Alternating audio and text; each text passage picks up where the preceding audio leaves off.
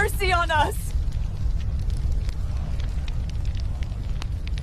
Nabaliwala mo lang kasi ang mga warning na naririnig mo kasi buhay ka pa.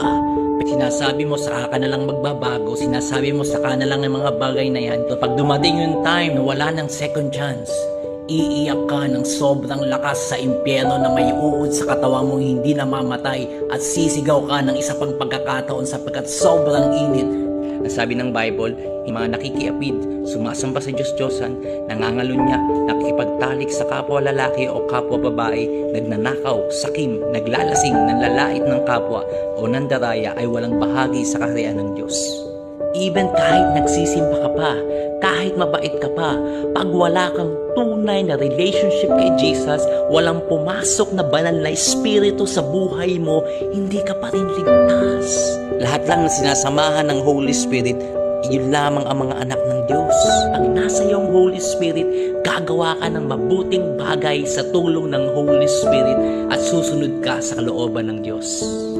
Tutulungan ka ng Holy Spirit lumayo sa kasalanan at mahalin ang Diyos at ang kapwa mo.